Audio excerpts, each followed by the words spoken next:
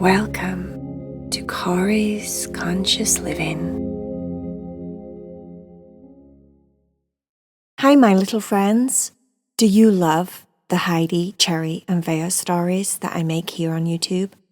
If you want exclusive stories that you can't get here and you want to join the Cat Club, follow the link down below that says Cat Club, Patron, and you'll find out all the details about how to join the club.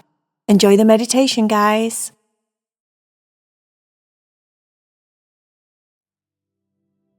Are you ready to meditate with Corey? Make sure that you're super comfortable in your bed. The light is just right. You're wearing your comfortablest pajamas and you're ready to relax your body and let go of your busy day. Corriannda was at her grandma's house. She loved being at her grandma's house. Her grandma had a lake house. It had lots and lots of long, tall glass windows, and you could stand at the window and watch the lake. It was that close. You could see the sun reflecting off the lake, or you could see the rain pounding on the lake. There was something about the water that felt really calming and special to Corriannda. Her grandma was just the best. She had a whole wall of jars with all sorts of things inside of them. Jars with tinctures and teas and herbs and spices. She had lots of things in the jars that were good for you, like mushrooms and different protein powders, and maca powder and ashwagandha. There was ginger root, turmeric, rose petals, dried coriander, dried rosemary, cinnamon, black pepper. You name it. She had a jar with a label on it, and it was always written on the front what was inside of the jar. The jars took up a whole wall in Grandma's kitchen. Corriannda woke up that morning and decided she needed to make a spell that would help her get more money. She needed more money because she wanted to buy herself a travel bag. She noticed this time when she come to her grandma's house that her travel bag, her suitcase, was pretty bleh, and she wanted a suitcase that had a cat's face on the front. It was so cute and awesome, and she loved it, and she fell in love with it, and her mum said that she didn't need it because she already had a suitcase, so she decided she was going to make the money and buy her own suitcase. Hence, she needed a spell that would make her get more money. An abundance spell. A spell where you put out there to the universe that you need cash, desperately please, for a new, cool suitcase. Luckily for Corriannda, her grandma was a little bit of a witchy poo herself, hence all the jars with all the goodies inside. But again, her grandma was the kind of witch that used things from the earth. They would never make bad spells. They only ever made healing spells, spells that were good for you, spells that created good energy, positivity, good things in the world. Never bad, scary spells like you would think a witch would make. Her grandma was, like herself, more of a green witch.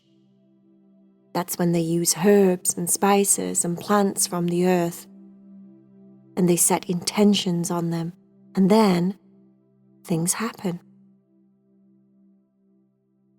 She asked her grandma what she needed for a spell that would help her make some money. Money, please, Grandma, I need more cash. Her grandma started laughing. Don't we all? She said. Okay, said Grandma. Well, think about your different ingredients and what the ingredients do, what their properties are, and how that will help your spell to come true. Corriannda stared at the big, huge wall with all the jars, and the first thing she picked was cinnamon. "I remember cinnamon from another spell that we did, Grandma," she said. "Cinnamon makes things come quickly. Cinnamon has got some heat, some spice. It's good, right, Grandma? I should do cinnamon if I want my money to come quick." Grandma nodded, but then she said, "This is your spell, dear. You put in it what you think."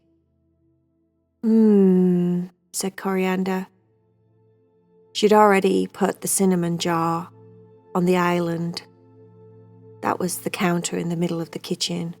And then she started to stare at all the different jars again. "I want my money to be happy," she thought.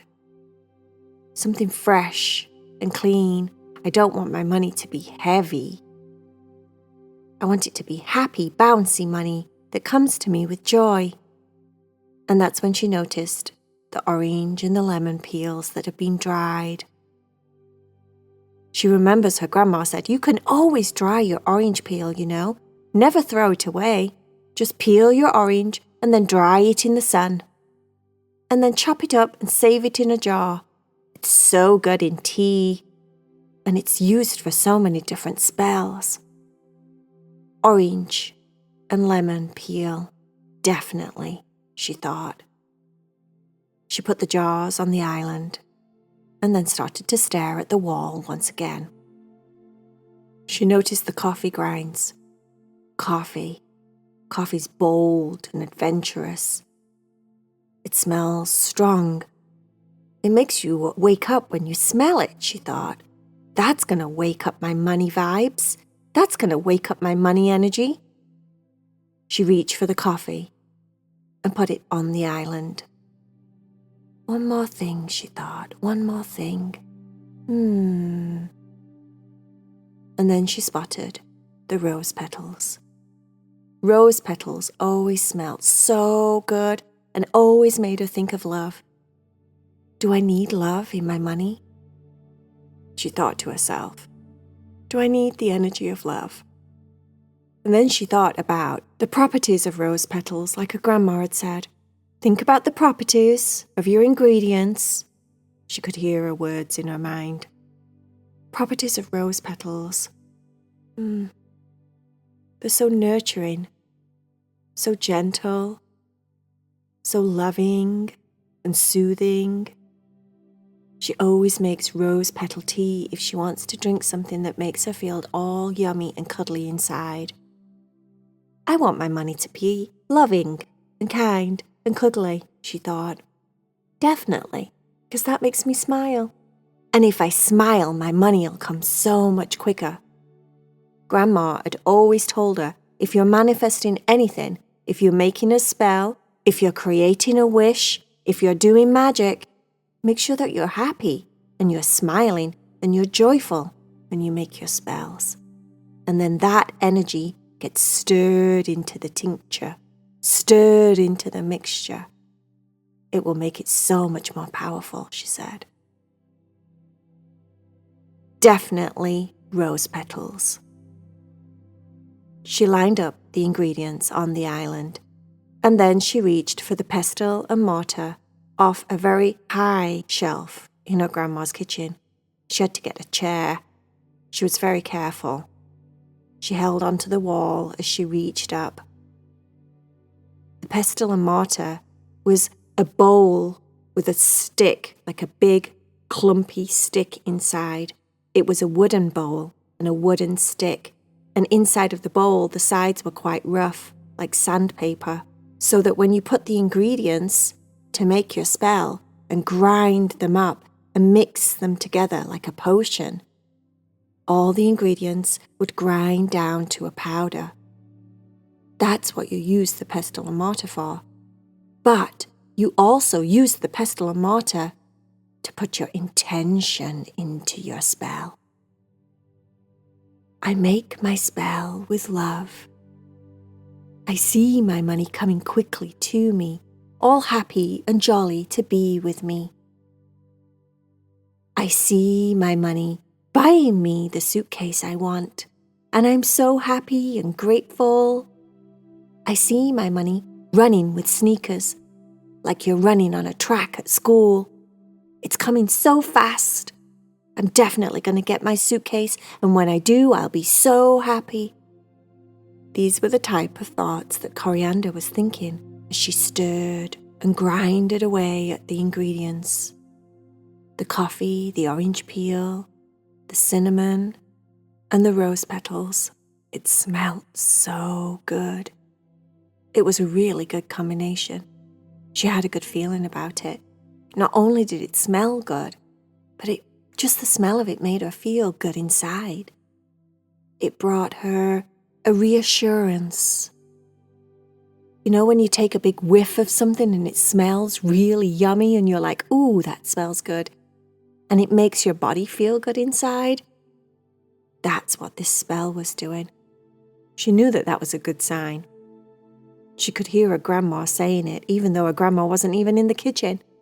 Oh yes, that's going to be a powerful spell, my girl.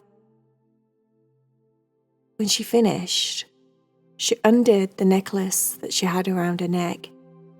It was a silver necklace with a glass bottle and a silver stopper inside of it. It was a potion bottle. She started to pick up some of the ground ingredients. She picked it up with the tips of her fingers, and as she did so, she imagined all of her smiles and all of her joy bursting out the tips of her fingers into her spell's ingredients. Just an extra step, she thought, just in case my magic potion wasn't happy enough just yet. Each little pinch, she carefully sprinkled it into her glass vial that she was going to wear around her neck, and every time she touched it or saw it in the mirror, she would imagine the money speeding its way towards her, all happy and bouncy and joyful, and full of love, ready to be turned into a suitcase. When she'd filled the vial up, she put the silver stopper on top, and then fastened it back around her neck. The rest of the potion that was still left, she put into a bigger glass jar. She got out a label from the drawer in the kitchen, and she wrote with a black marker on it, "Money Potion." And then she put the jar on Grandma's shelf, along with all the other magical tinctures and herbs and spices. She felt very proud of herself and very excited. She reached up with her left hand and touched the glass vial around her neck. She wasn't sure if she was imagining it or whether it was actually real, but she almost felt it buzzing and pulsing as if it was alive, as if the magic was already happening. Then, to seal the spell, she lit her candle. She stared at the flame and then closed her eyes and said to herself in a very reassuring, determined voice, "And so it is." She opened up her eyes and blew out the candle as if to seal the deal. It's done, and so it is. 2 weeks later, a card came in the mail. She'd already gone home. She'd gone back to her house. And Mum said to her when she came in from school, "A card came for you today. The envelope's over there on the kitchen counter." "Oh," said Corriannda. It wasn't her birthday. No one else ever sent her letters. Sometimes she got birthday cards or Christmas cards, but that's about it. She went over to the envelope, and it just said her name and address on the front. It didn't have a return address, so she didn't know who it was from at this point. And then she opened it up, and inside was a $50 bill. A $50 bill! She almost fainted. "Mom!" she shouted. "Mom! Look at this!" Her mum ran over. At first, she thought she was frightened or scared or something bad had happened, and then she realized when Corriannda was jumping around, screaming and shouting and laughing with a smiley face rather than a hurt face or a scared face. "What is it?" her mum said. "Aunt Sally! She sent me $50 for my birthday. I thought she forgot my birthday." "Oh, that Aunt Sally. She's so sweet," said Corrianda's mum. "Sweet? Now I can get my suitcase with the cat face on." "Yay!" said Corriannda. Her mum said, "Wow, you and Grandma were definitely doing some serious magic when you went to visit, right?" Corriannda smiled, and her mum winked at her. "Well done, sweetie. You made it happen, whatever you did." Corriannda was so pleased and so impressed with herself. She reached up and grabbed the vial and brought it up to her lips and kissed it over and over again. "Thank you, thank you, thank you, thank you, thank you," she said. She was very grateful. Very grateful. They called Aunt Sally and gave her big thank yous and kisses and hugs down the phone. She told her what she was going to do with the money, and Aunt Sally approved. She thought those suitcases were super cute also. And then straight after that call, she called Grandma and told her all about what had happened. Grandma said, "Well done. Well done, Corriannda. My little witch. I think you're going to end up being better than your grandma. That's the fastest turnaround I've ever seen on a money spell," she said.